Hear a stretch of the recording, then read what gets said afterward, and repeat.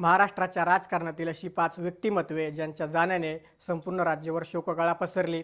रक्ताच्या नात्याने मारलेल्या गोळ्या असोत किंवा नियतीने घातलेला भीषण अपघात, या नेत्यांच्या अकाली निधनाने महाराष्ट्राचे कधीही न भरून निघणारे नुकसान झाले. राजकारणाच्या पलीकडे जाऊन जनमानसात स्वतःचे अडळ स्थान निर्माण करणारे हे नेते नेमके कोण होते आणि त्यांच्या निधनाने महाराष्ट्राच्या राजकारणात कोणती मोठी पोकळी निर्माण झाली? महाराष्ट्राच्या मातीशी नाळ जोडलेले आणि दिल्लीच्या तख्तावर स्वतःचा वचक निर्माण करणारे दिग्गज नेते जेव्हा अचानक जगाचा निरोप घेतात, तेव्हा केवळ एक पक्ष नाही तर संपूर्ण राज्य पोरकं होतं. आज आपण अशाच 5 नेत्यांच्या स्मृतींना उजाळा देणार आहोत, ज्यांच्या निधनाने संपूर्ण महाराष्ट्र आजही हळहळतो. या यादीत पहिलं नाव येतं ते म्हणजे भारतीय जनता पक्षाचे किंगमेकर म्हणून ओळखले जाणारे स्वर्गीय प्रमोद महाजन. 3 मे 2006 हा तो काळा दिवस होता जेव्हा महाजन यांनी जगाचा निरोप घेतला. 22 एप्रिल 2006 रोजी त्यांचे सख्खे भाऊ प्रवीण महाजन यांनी त्यांच्यावर गोळ्या झाडल्या होत्या. या हल्ल्यानंतर तब्बल 13 दिवस प्रमोद महाजन मृत्यूशी झुंज देत होते, परंतु दुर्दैवाने त्यांची ही झुंज अपयशी ठरली आणि वयाच्या अवघ्या 56व्या वर्षी या झंझावाताचा अंत झाला. महाजन हे केवळ भाजपचे नेते नव्हते, तर ते अटल बिहारी वाजपेयी आणि लालकृष्ण अडवाणी यांचे विश्वासू मानले जायचे. प्रमोद महाजन यांच्यानंतर महाराष्ट्राने गमावलेला दुसरा हिरा म्हणजे विलासराव देशमुख. लातूरच्या मातीतून आलेला हा नेता महाराष्ट्राचा मुख्यमंत्री आणि केंद्रीय मंत्रिपदापर्यंत पोहोचला. विलासराव देशमुख हे त्यांच्या दिलखुलास व्यक्तिमत्वासाठी ओळखले जायचे, मात्र नियतीला काही वेगळंच मान्य होतं. 14 ऑगस्ट 2012 रोजी यकृताच्या आजारामुळे आणि नंतर अनेक अवयव निकामी झाल्यामुळे त्यांचं निधन झालं. मृत्यूसमयी त्यांचं वय 67 वर्ष होतं. विलासरावांच्या जाण्यानं काँग्रेस पक्षाने एक अत्यंत मुत्सद्दी आणि संघटन कौशल्य असलेला नेता गमावला.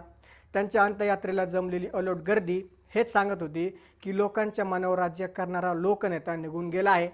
विलासरावांचं नेतृत्व आजही महाराष्ट्रातील तरुण पिढीसाठी एक आदर्श मानलं जातं. त्यानंतर आहेत भाजपला महाराष्ट्रात घराघरात पोहोचवणारे मोठं नाव म्हणजे लोकनेते गोपीनाथराव मुंडे. 3 जून 2014 हा दिवस महाराष्ट्रासाठी काळा दिवस ठरला. केंद्रात ग्रामविकास मंत्री म्हणून शपथ घेऊन केवळ 7 दिवस झाले होते आणि दिल्लीत विमानतळाकडे जाताना त्यांच्या गाडीचा भीषण अपघात झाला. या अपघातात मुंडे साहेबांचं निधन झालं आणि संपूर्ण बहुजन समाज पोरका झाला. वयाच्या 64व्या वर्षी मुंडे यांनी जगाचा निरोप घेतला. ऊसतोड कामगार आणि वंचितांचा आवाज म्हणून त्यांची ओळख होती. मुंडे आणि महाजन ही जोडी फुटल्यानंतर भाजपचे नुकसान झाले ते आजही भरून निघालेले नाही. मुंडे यांच्या निधनाची बातमी जेव्हा महाराष्ट्रात धडकली तेव्हा अनेकांना आपल्या घरातील माणूस गेल्यासारखं दुःख झालं होतं. या यादीत चौथं नाव येतं ते म्हणजे महाराष्ट्राचे लाडके आबा म्हणजेच RR पाटील. स्वच्छ प्रतिमा आणि ग्रामीण ढंगातील त्यांची भाषणे आजही सर्वांच्या स्मरणात आहेत. राज्याचे गृहमंत्री असताना त्यांनी घेतलेला डान्स बार बंदीचा धाडसी निर्णय ऐतिहासिक ठरला. मात्र 16 फेब्रुवारी 2015 रोजी RR पाटील यांचं निधन झालं. त्यांना कर्करोग झाला होता आणि त्यानंतर त्यांचे अनेक अवयव निकामी झाले होते. वयाच्या अवघ्या 97व्या वर्षी आबांनी जगाचा निरोप घेतला. 1 रुपयाही भ्रष्टाचार नाही अशी त्यांची ख्याती होती. सांगलीच्या तासगावमधील एक सामान्य कार्यकर्ता ते राज्याचा उपमुख्यमंत्री असा त्यांचा प्रवास अत्यंत प्रेरणादायी होता. त्यांच्या निधनाने महाराष्ट्राच्या राजकारणातील एक सुसंस्कृत चेहरा हरपला. या यादीतील 5वं तरुण नाव म्हणजे राजीव सातव. राहुल गांधी यांचे अत्यंत विश्वासू आणि काँग्रेससोबत नेतृत्व म्हणून त्यांच्याकडे पाहिलं जात होतं. 16 मे 2021 रोजी कोरोनारूपी संकटाने या तरुण नेत्याला आपल्यातून हिरावून घेतलं. वयाच्या अवघ्या 46व्या वर्षी सातव यांचं निधन झालं. जवळपास 24 दिवस त्यांनी रुग्णालयात मृत्यूशी लढा दिला, मात्र कोरोनामुळे त्यांची ही झुंज थांबली. संसदेत आपला आवाज उठवणारा आणि महाराष्ट्राची बाजू खंबीरपणे मांडणारा हा तरुण नेता अचानक गेल्याने संपूर्ण राज्यावर शोककळा पसरली होती.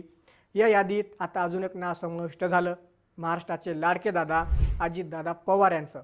अजितदादांची कार्यपद्धती आणि त्यांचा दरारा सर्वश्रुत होता. त्यांच्या जाण्याने महाराष्ट्राची जी हानी झाली ती कधीही भरून न निघणारी आहे.